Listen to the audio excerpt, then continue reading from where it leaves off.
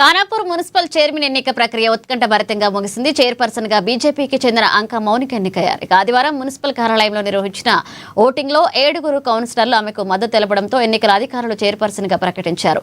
అటు vice chairman పదవిని BRS దక్కించుకుంది. వైస్ చైర్మన్ గా పార్టీకి చెందిన మహమ్మద్ షోహెబ్ ఎన్నికయ్యారు. వీరికి ఎన్నికల అధికారి ధృవీకరణ పత్రాలు అందించారు. అనేక రాజకీయ సమీకరణాల మధ్య వాయిదా పడుతూ వస్తున్న ఎన్నిక ప్రక్రియ ఆదివారంతో ముగడంతో ఉత్కంఠకు తెరపడింది. అటు ఎన్నికకు పోలీసులు భారీ బందోబస్తు ఏర్పాటు చేశారు. బీఆర్ఎస్ పార్టీ కలిసి చైర్మన్ వైస్ చైర్మన్ పదవులు తీసుకోవడం జరిగింది. దానికి ఎమ్మెల్యే గారు పూర్తి సహకారాలు అందించి ఖానాపూర్ పట్టణాన్ని అభివృద్ధి ప్రదంలో నడిపిస్తారని ఆశిస్తున్నాము ఎమ్మెల్యే సార్తో. అదే లోపల కూడా కోరుకున్నాం ఎమ్మెల్యే సార్కు మీరు సహకరించి మా ఖానాపూర్ పట్టణాన్ని అభివృద్ధి చేయాలని కోరుకున్నాము. దానికి సార్ కూడా అంగీకారం తెలిపారు. లేని విధంగా ఖానాపూర్ మున్సిపల్ ఎలక్షన్ జరిగినాయి.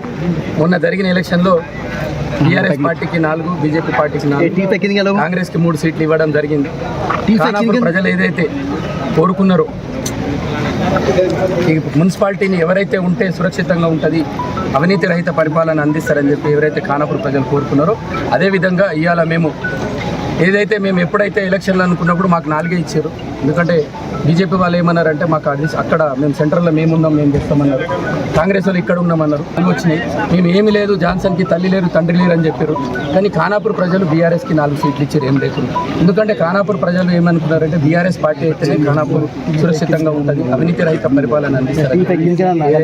ప్రజల అభిష్టం మేరకు వారి అభిప్రాయం మేరకు మా బీజేపీ అభ్యర్థి అంకం మౌనిక గారు మరియు టీఆర్ఎస్ చైర్మన్గా షోయబ్ హుస్సేన్ గారిని ఈరోజు ఎన్నుకోవడం జరిగింది.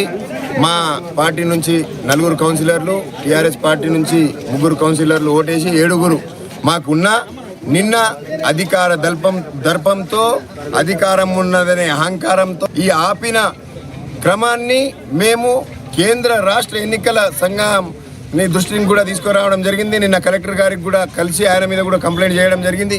ఆయన ఒక ఓటర్ మాత్రమే, ఇక్కడ ఎన్నికల ప్రక్రియలో ఆయన ఎమ్మెల్యే కాదు. ఆయనకు ఒక ఓటు అవకాశం వచ్చింది, ఓటర్లా వ్యవహరించాలి. కానీ నువ్వు ఎన్నికల ప్రక్రియను ఆపగలిగావు కానీ మా గెలుపును ఆపలేవు అని నిన్ననే చెప్పినా ఈరోజు నిరూపించుకున్నాము. ప్రజల ఆకాంక్ష, ఖానాపూర్ ప్రజల ఆకాంక్ష నెరవేరింది.